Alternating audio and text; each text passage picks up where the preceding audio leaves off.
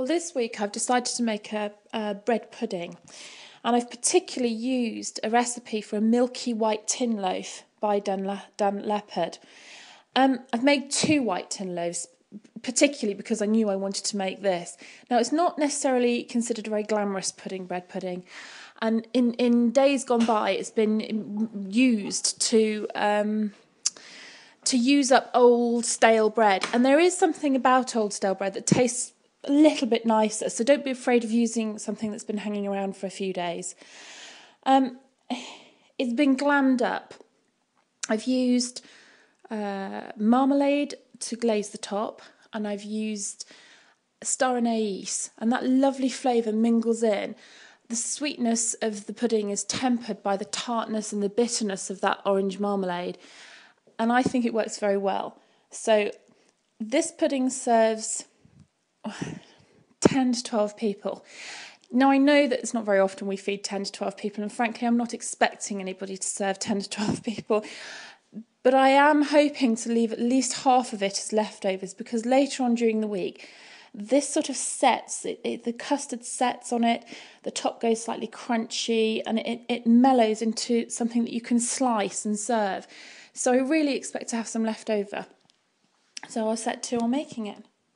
You don't have to use a milky white loaf for this. Any loaf will do. But if you bear in mind, and I'm just slicing the bread here as I'm doing this, if you bear in mind that the wholemeal bread tends to need a little bit more liquid.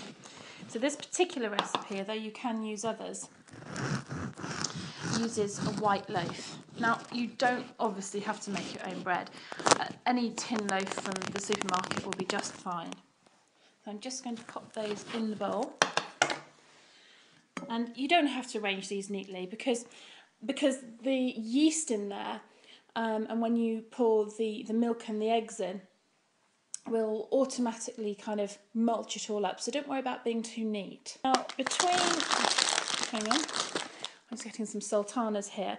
Between those layers, and I'm just tumbling those over the bread, between the layers of bread, what you want to be doing is putting those sultanas or raisins in, and they will plump up literally. I'm going to get some sugar out of the cupboard here. And I'm going to sprinkle over the top of the bread on each layer that sugar.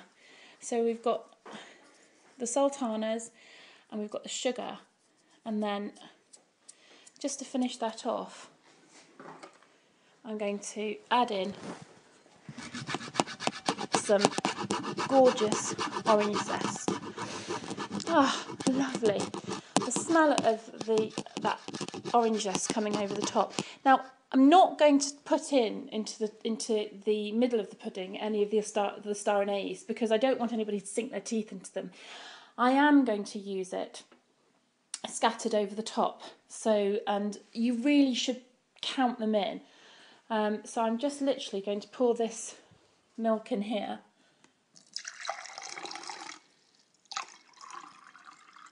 There we go, in the bowl.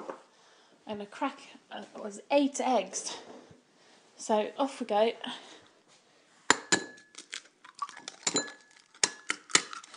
I'm going to crack the rest of those eggs in and beat that in with the cream and the milk, and I'll come back to you in a moment. Well, I'm literally just beating these eggs up. There we go. And adding this, there we go, into the mixture. Now, pouring this over the bread, and you can see that's all just, oh, that looks so good. I'm going to put my fingers in there and mulch it up slightly. I'm just going to scatter a few more sultanas over the top. A little bit more sugar. Here we go. That's that sugar sprinkled over the top. And then, just to get those beautiful star anise over the top. Now, we don't put the marmalade on yet. I'm going to put the marmalade on as the very last thing. And like I said, just count them on so you can count them off before you serve, or just know where they are, because you really don't want to stick your teeth into one of those. And here we go. Into the oven it goes. Oh, this is just incredible. I've taken it out of the oven and it's risen like some glorious sort of proud pudding. There we go. Sorry, I'm just putting that on the table. It's a little hot. And it will deflate slightly, which is a shame, because right now it's just proud and beautiful. And I'm going to spoon some of this marmalade over the top of it.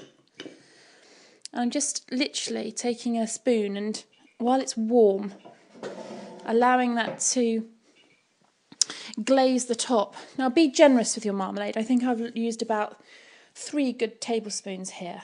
So, and I'm going to leave that now to cool down. I've been cooking this. Nikki has been doing the photography, and I just literally asked Nikki, can you have a taste of that and tell me what you think? Yep, just give me 2 seconds. It's absolutely delicious. It smells really good, doesn't it? It smells absolutely yummy. Can't explain it. Let me just get the biggest mouthful I possibly can. Oh, she can't speak. Is it really good? That is just... I love the bitterness of the marmalade on the top and the sweetness. Gorgeous. Right, well, seeing as you like it so much, I'm going to give you half of that to take home, and I think I might even take some of this to Kevin in the studio on Sunday morning. Thank you very much. And your photographs, hopefully we're going to see your photographs in the paper this week. So if anyone's got the Chronicle and Echo, you need to know that Nikki has taken these photographs. So go and have a look at them. It's been really fun, Nikki. Thank you very much. It's been great fun. Thank you.